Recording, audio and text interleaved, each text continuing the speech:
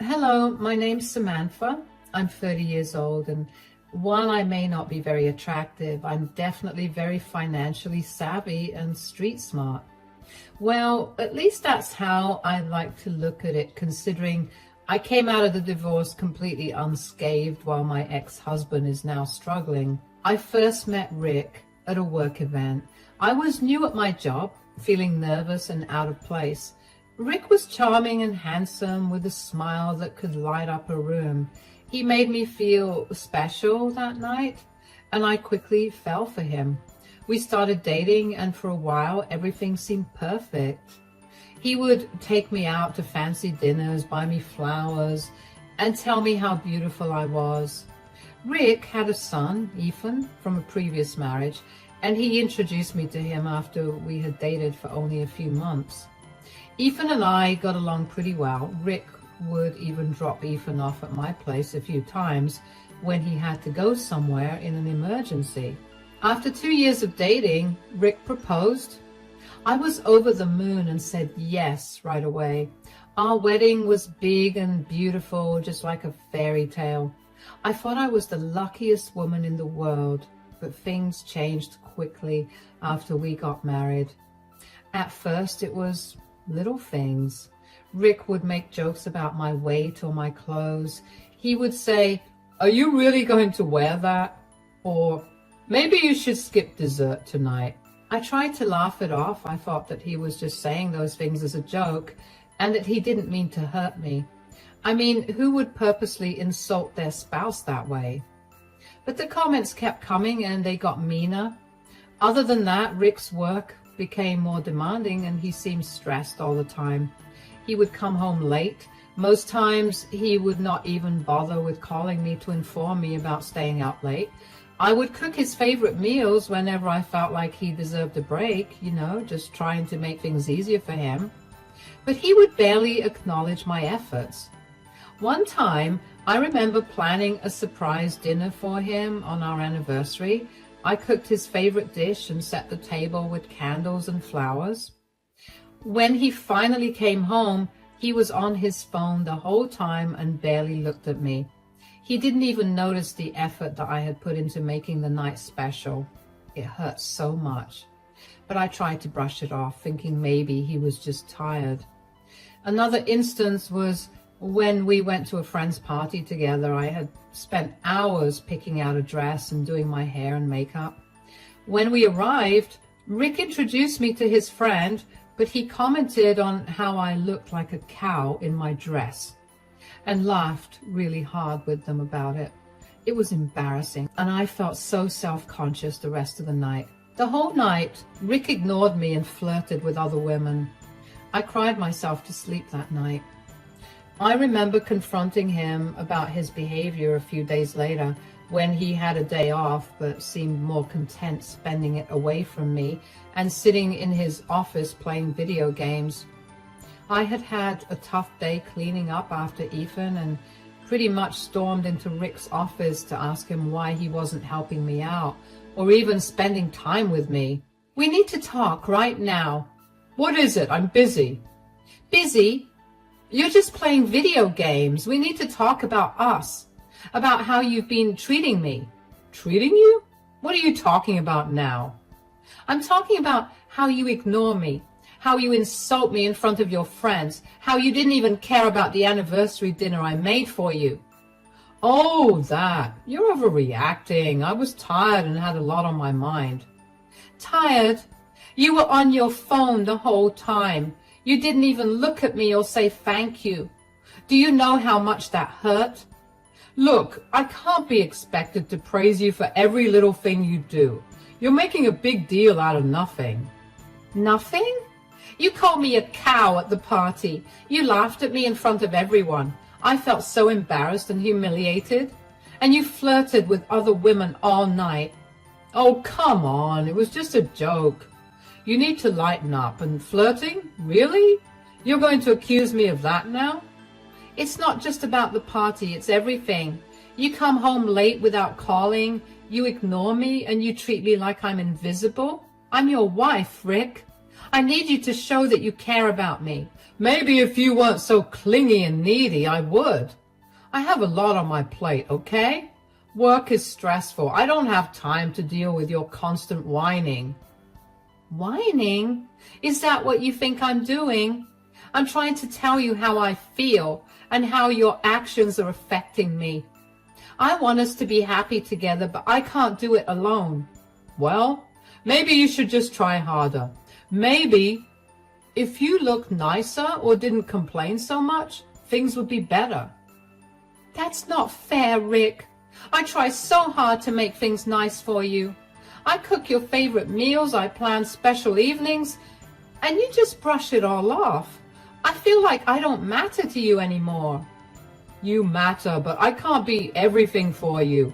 You need to stop being so sensitive and start understanding the pressures I'm under. I do understand, but that doesn't mean you can treat me this way.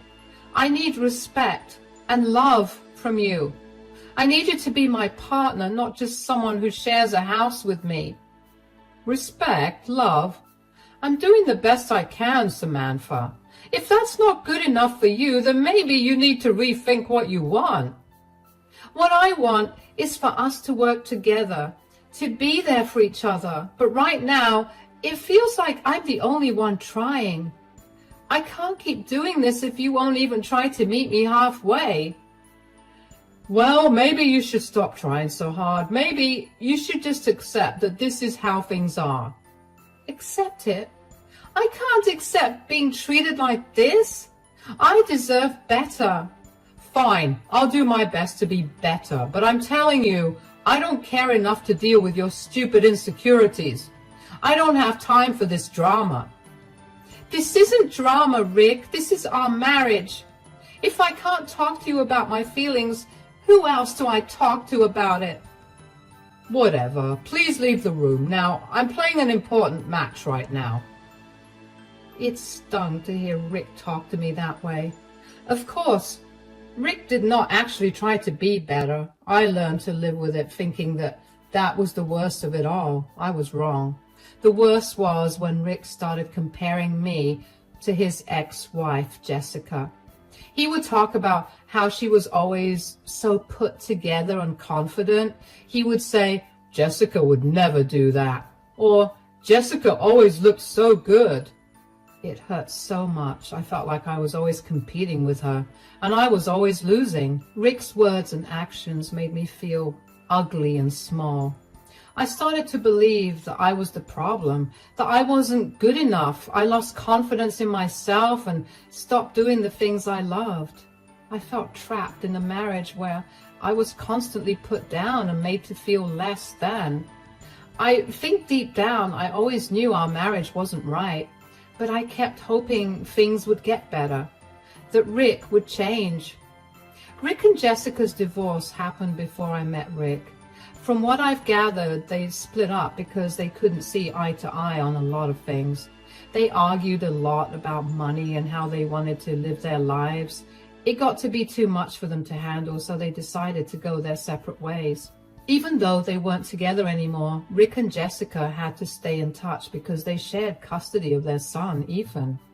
Ethan is a sweet boy, but it meant that Rick and Jessica had to talk to each other and see each other sometimes. They had to figure out who was going to take care of Ethan and when. But even with that, it felt like I was the one who was always taking care of Ethan.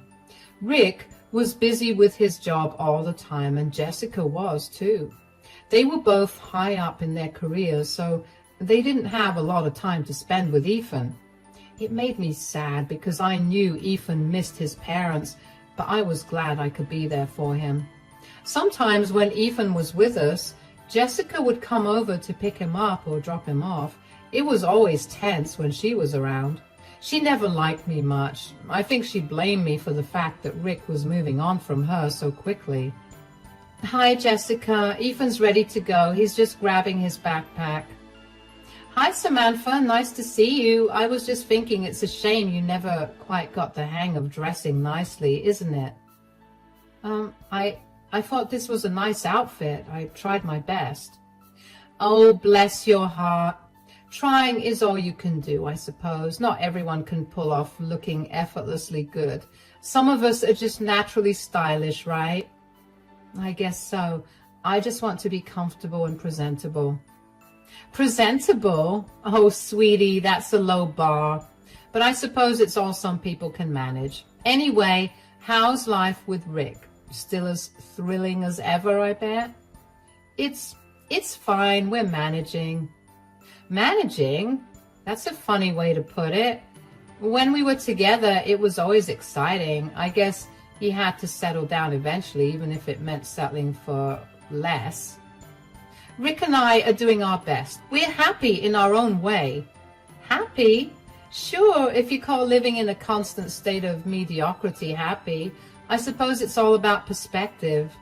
But hey, at least Ethan gets to see what a real woman looks like when he's with me. I try to be a good role model for him. I don't think that makes me any less of a woman.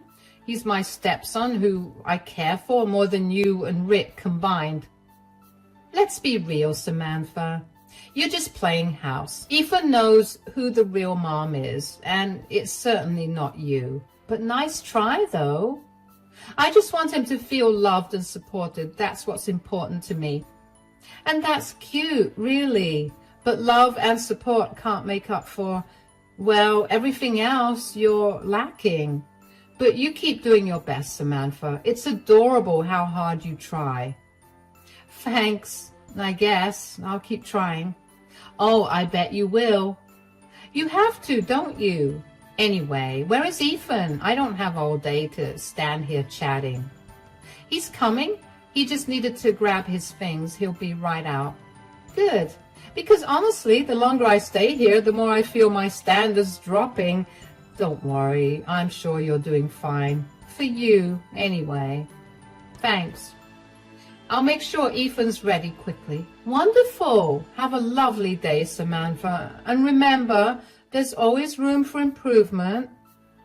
I'll keep that in mind. Bye, Jessica. Her words always stung, but for the sake of keeping peace, I never said anything much. I did speak to Rick about it because I hoped that he'd be able to do something, but he never said anything. He would just stay quiet and hope that she stopped. It made me feel like he didn't really care about how I felt.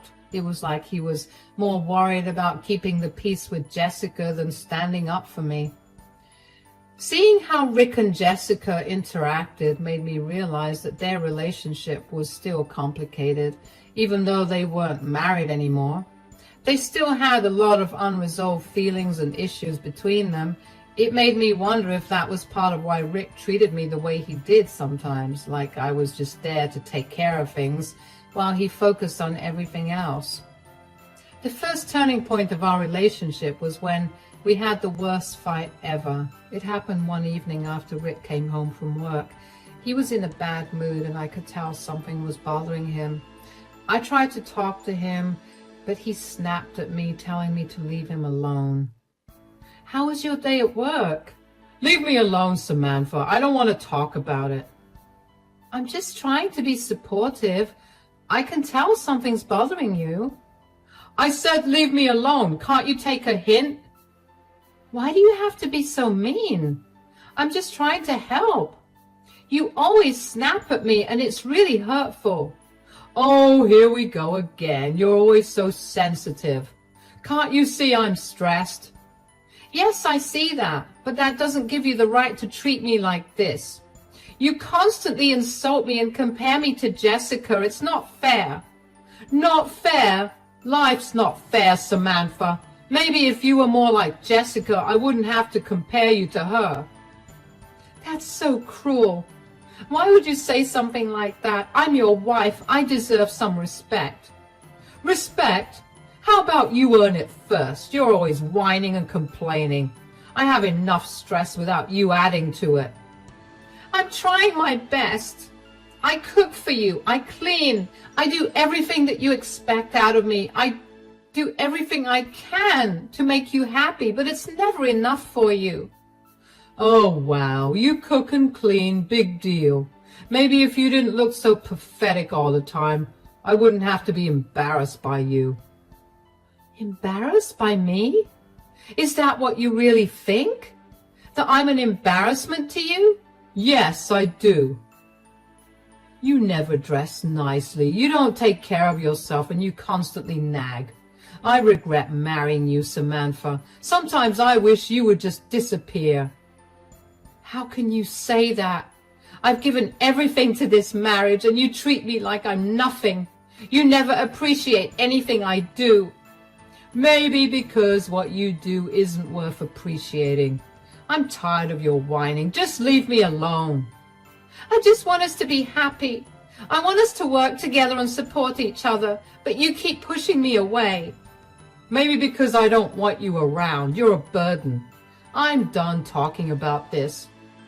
If that's how you really feel, then maybe we need to rethink our marriage. I can't keep living like this.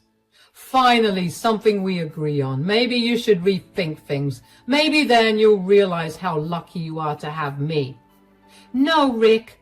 I think it's you who will realize how much you've lost. I'm done being treated this way. I deserve better. Good luck finding it, Samantha. You're not going to do any better than me. We'll see about that, Rick. We'll see. His words cut deep, and I felt my heart break. I realized then that things would never get better. I couldn't keep living like this, always feeling worthless and unloved. That night, after he went to bed, I stayed up and contacted a lawyer. The next day, I started the process of filing for divorce. It was the hardest decision I ever made, but I knew it was the right one. I deserved better, and it was time to take control of my life. However, once I had the divorce papers in my hand, I chickened out. I felt like I had made that decision in anger, and I didn't want to ruin things for Rick. He was going through a hard time, and divorcing him would mean kicking him and Ethan out of the house. I didn't want that for them, so I hid the divorce papers and forgot about them until a month later, which was when the second turning point happened and the final straw of our relationship broke.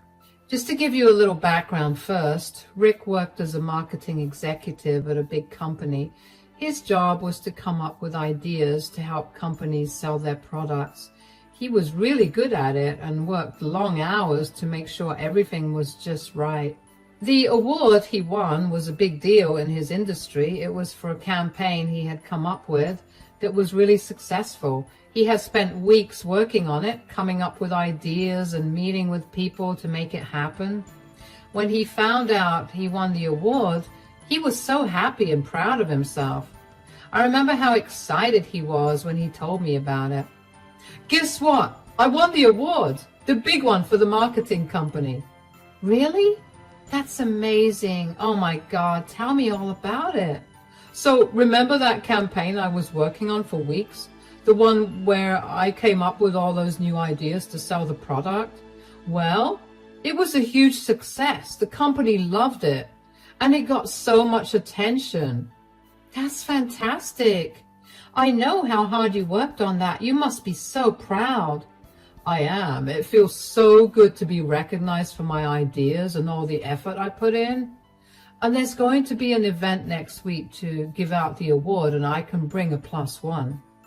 That's wonderful. You really deserve it, Rick. You've been working so hard.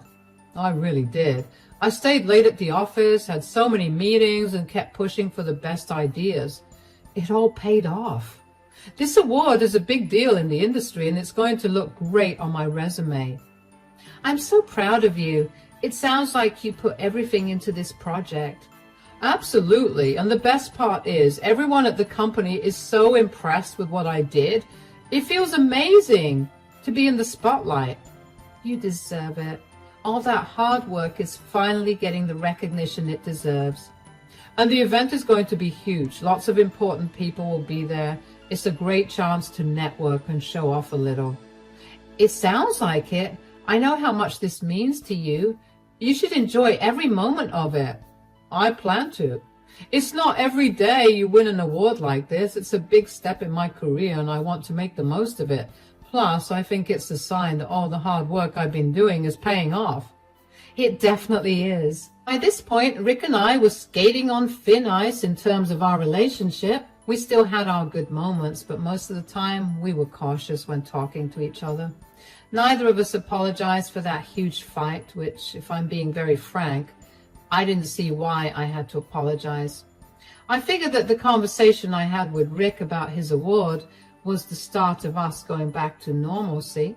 I was relieved, and I found myself genuinely smiling for the first time in a long time. But then came the company event where he got the award.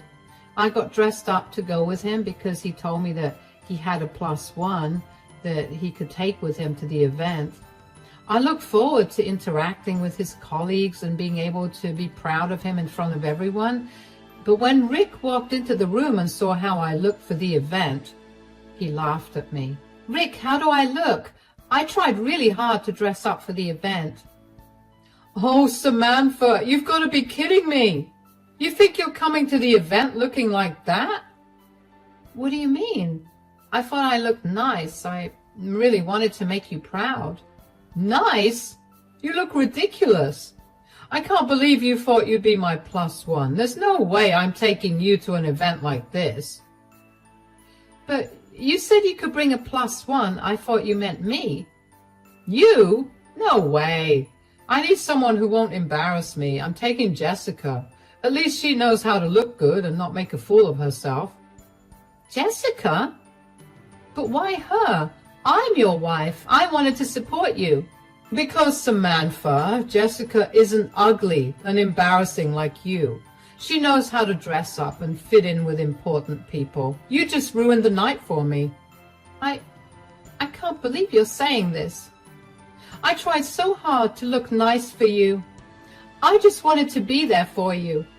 "Well, your best isn't good enough. I can't afford to be seen with you looking like that. Jessica will make me look good, not drag me down." "Rick, that's so cruel. I love you. I wanted to share this special moment with you." "Oh, please save the tears. I don't need your drama right now. Just stay home and do whatever it is you do. Jessica and I will handle the event." "I just wanted to be a part of your success. I thought you'd want me there." "Yeah, well, you thought wrong. This is too important for me to let you mess it up. Jessica is a better fit for the night. Just deal with it." "I can't believe you're treating me like this. I thought we were a team." "A team? Hardly. Look, I need to get ready. Just stay out of my way tonight. I don't have time for this nonsense." I felt crushed. I thought dressing up for his big event would make him proud of me, but instead, he made me feel worthless. His words hurt more than I expected. I felt so embarrassed and small. I couldn't stop crying thinking about how he chose Jessica over me. I tried so hard to support him, but it wasn't enough. I felt like everything I did was wrong. It was like Rick didn't care about my feelings at all, and it made me question if he ever really loved me.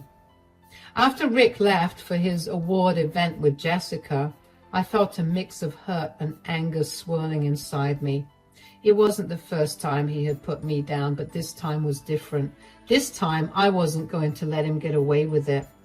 I brought out the divorce papers that I had filed, and after a bit of research, realized that they were still valid. I could serve them to Rick, so that was what I was going to do. In those 4 hours while Rick was at the event, I acted swiftly. I packed all his belongings, clothes, gadgets, everything, into boxes and moved them to a storage unit. I changed the locks on the doors and secured my finances. This house was mine, legally mine. I had inherited it from my grandparents, and Rick's name was never on the deed.